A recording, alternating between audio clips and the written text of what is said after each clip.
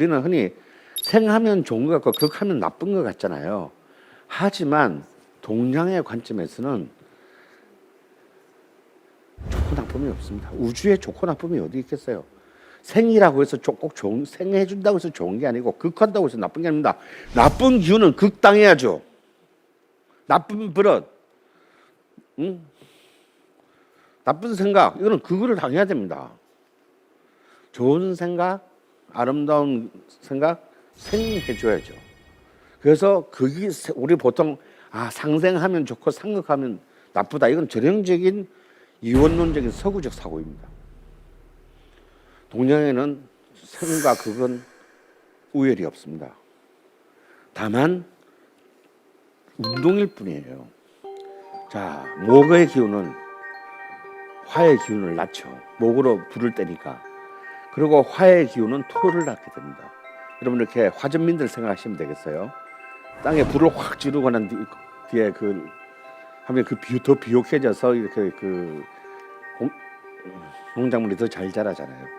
그리고 그 토 속에서는 다시 토 안에는 바위를 낳게 됩니다. 바위 혹은 광물을 그 안에 품고 있다가 넣게 되죠. 그리고 그 바위 사이로 샘물이 솟아나오죠. 금은 수를 낳고, 그리고 다시 그 수는 나무를 키우게 됩니다. 이게 상생의 표이고, 목은 나무 뿌리가 땅을 막 갈라놓죠.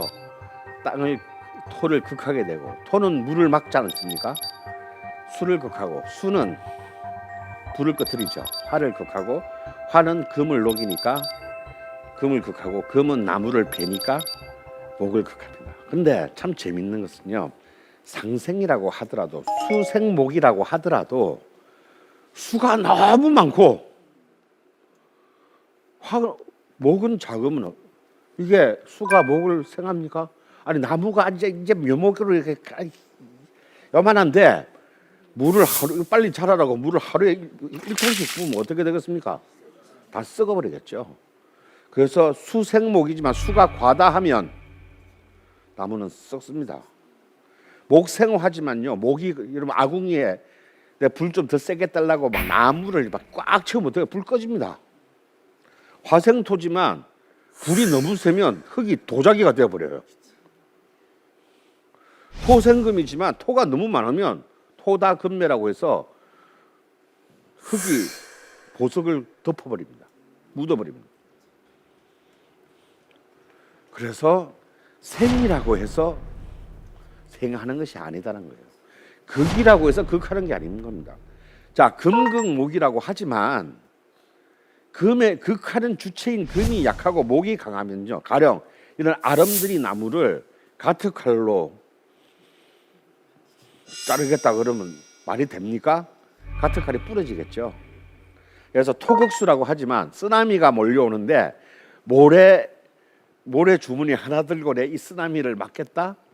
안 되죠. 그때는 빨리 모래 주머니 넣고 도망가야 됩니다. 그래서 극이라고 생하고 극하는데도 뭐가 필요하냐, 아까 말씀하신 분, 조화가 필요하다. 조화가 없는 생은요, 죽이는 겁니다. 엄마가 자식을 사랑하는 것은 생이지만 그 사랑이 너무 지나치면 아이를 버리는 것 같은 겁니다. 극 또한 따끔하게 혼낼 때는 혼내야지, 화내는 것도 혼내는 거 어설프게 하면 버릇만 나빠지게 되는 겁니다. 이것이 언제나 적절한 조화와 균형을 가질 때만이 생과 극의 운동은 완성되는 겁니다. 이것이 바로, 자, 우리는 종합해 보면 가장 중요한 것은 변화라는 것이죠. 다음으로 이 오행의 상승에서 우리가 얻는 교훈은 뭐다? 조화라는 것입니다. 어떤 것이 더 좋고 나쁜 것은 없어요. 이것이 조화를 이루어야 된다. 그래서 만약에, 근데 우리는 인간은 다, 우주의 만물은 다 불완전한 존재이고 영속적이지 못한 존재이기 때문에 절대 완벽할 수가 없고 완벽하게 조화를 이룰 수가 없어요. 그래서 그 완벽하지 못한 조화를 조화롭게 만들게 하는 것을 알려주는 거, 알고자 하는 것이 바로 명리학이라고 생각하시면 됩니다.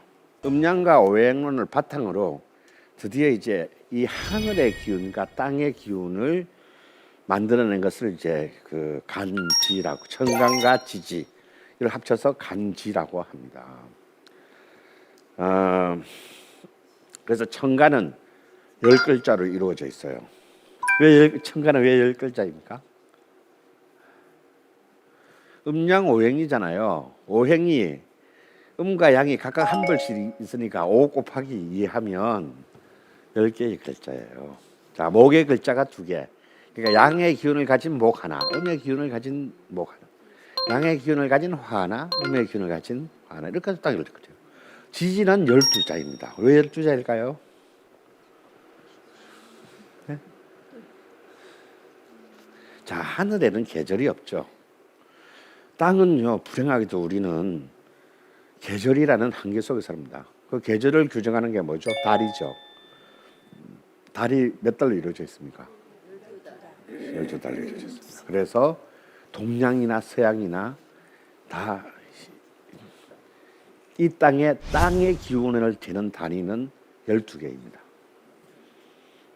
그래서 합쳐서 22자만 아시면 되는 겁니다. 그러면 이 두 자가 각자의 글자가 서로 짝을 이루어서 만들어내는 짝이 몇 개 되겠습니까? 응? 자, 이 천간 한 글자, 지지 한 글자 하면 이제 천간의 갑자고 지지의 자자 합쳐 갑자가 되잖아요. 이렇게 하면 몇 개가 몇 개의 간지가 됩니까? 60개가 돼요. 10개씩 6 곱하기 6 하면 이제 60개. 이것이 60갑자입니다. 그래서 갑자로 시작해서 갑자로 돌아오는데 60년 걸리는 거예요. 그래서 이걸 환갑이라고 합니다. 한 바퀴 60갑자를 돌았다. 그러니까 이게 돌아올 환자를 써서 환갑이 되는 겁니다. 한 갑자를 돌았다. 옛날에는 그 환갑을 맞이하는 게 큰 복이고 큰 천수를 누리는 거 있죠. 지금 이제 2갑자를 향해서 가고 있습니다. 이제 아무도 한갑잔치 안 해요. 한갑잔치 하면 욕합니다, 요새는. 예.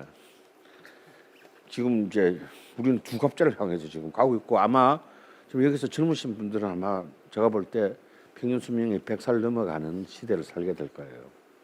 그래서 이제 시간 단위도 이제 길게 생각해야 됩니다. 60부터는 그냥 제2의 인생이 시작되는 거지 마무리가 되는 게 아니에요. 이렇게 해서 이제 천간의 글자는 이렇게 10글자, 갑을, 병정무, 기경신임계. 갑을은 목의 글자들이고 병정은 화의 글자들이고 무기는 토의 글자, 경신은 금의 글자, 임계는 수의 글자입니다. 그리고 12주 이름 다 아시죠? 자축, 임묘, 진사오미, 신유술해입니다. 그래서 이제 끝에 해자부터 보시면요, 해자축이 뭐죠? 겨울의 글자입니다. 해자축. 그래서 외우실 때는 해자축, 임묘진 봄의 글자입니다. 그리고 사오미 여름의 글자, 신유술 가을의 글자가 됩니다. 각각 한 계절당 3달씩으로 이루어져 있는 것이죠. 그러니까 만약에 봄이라는 글자를 보면 인묘진이잖아요. 봄의 첫 달이 인월이고 가운데가 묘월이고 이제 마지막 달이 진월입니다. 그럼 이 첫 번째 글자를 생지라고 해요. 봄이 시작된다 이런 뜻이죠.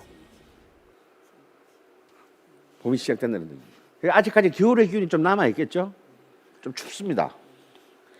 근데 묘는 이제 가운데 가장 왕성한 가운데 이 3글자의 가운데 글자인데 가장 왕성한 봄의 기운을 뜻하고, 3번째 글자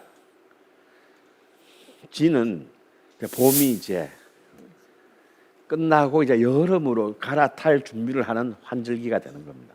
그러니까 환절기가 토가 4개 있는 거예요. 12개 글자 중에서 땅은 다 2글자 되는데 토만 4글자인 이유가 계절마다 그 인터체인지가 하나씩 있어야 되기 때문에 축, 진, 미, 술, 을은 토만 4개의 글자가 되겠습니다. 이렇게 해서 이제 이 짝을 이루어서 우리는 연월일시를 만드는데, 이것을 우리는 만세력이라고 합니다. 우리가 양력, 음력 그러잖아요. 그래서 우리 사주는 뭐 양력으로 보냐 음력으로 보냐 이렇게 의문을 가진 사람들이 많은데, 어느 것도 틀렸습니다. 양력도 아니고 음력도 아니고요. 만세력으로 봅니다. 더 정확히 말하면 이제 24절기력이라고 할 수 있는데요. 어찌 보면 약간 양력에 가깝습니다. 그래서 꼭 음력으로 본다는 그런 그 편견은 버리셔야 됩니다. 그래서 첫 해의 시작은 1월 1일이 아니고 음력 1월, 양력 1월 1일도 음력 1월 1일도 아니에요. 바로 입춘이 봄이 시작되는 2월 한 6일이나 7일쯤 되는 입춘. 입춘의 절입시가 보통 뭐 6월 6일 오후 4시 37분 뭐 시간은 늘 그때마다 달라집니다. 그러니까 그 전까지는 전해고 그때부터 그 해가 되는 겁니다. 입춘을 그 해의 시작으로 보는 겁니다. 왜 사주팔자인지 이제 아시겠죠?